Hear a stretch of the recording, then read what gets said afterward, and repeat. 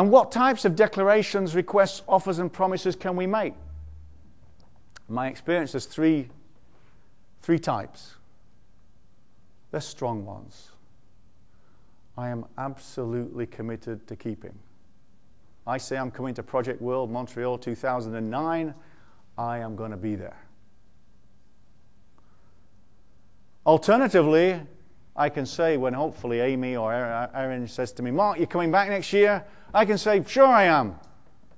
But in the back of my head thinking, well, unless something better comes up, I'll be there. I keep a private out for myself. Verbally, I commit. And the other person is saying, I will deliver that project by 5 o'clock Friday, Mark. Don't you worry, it's in my hands. In the back of his head, he's saying, well, unless Joe wants this done, and unless my wife calls me up and I have to collect the kids or whatever it happens to be. But to me, he's saying he'll deliver.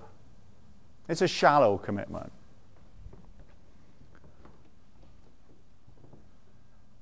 Some people say I go a bit strong with this. It's not really criminal. But it is criminal when we're on the receiving end.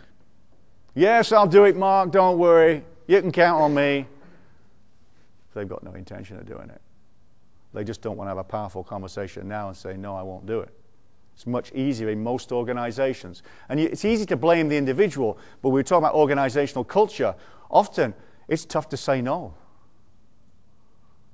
When you're in a meeting, you're almost obliged to say, yes, I'll do it. Even if you know in the back of your head, it's like, oh my God, how am I going to do this? I've got no money, budget left, I've got no people, they're all on holiday, they're all off sick. But yeah, I'll deliver. Right. How do you say to a client, well, no, I can't do it? So that we often get forced into different types of declarations, offers, and requests, which we might not want to do, but we end up doing. And we know it. And we look people in the eyes and say, yes, I'll deliver. And we know we're not going to. So, strong, shallow, and criminal. If you want more information on this, if you go to ivybusinessjournal.com, I've got an article on there all about strong, shallow, and criminal conversations. The types of declarations, requests, offers, and promises I make will determine the results I get at work. If I'm known for strong offers, if I offer to do something, it means I'm willing to do it. I'm not privately thinking that I hope he says no, because I've committed myself. The classic, oh yeah, when you're next in town, why don't you come and stay with us? And you're just hoping, I hope they get into a hotel rather than actually take me up on this, you know. Our results we get will be determined by what we say. Are we strong, shallow, or criminal? How people treat us. We all know the people who make shallow commitments. We all know the ones who make criminal ones.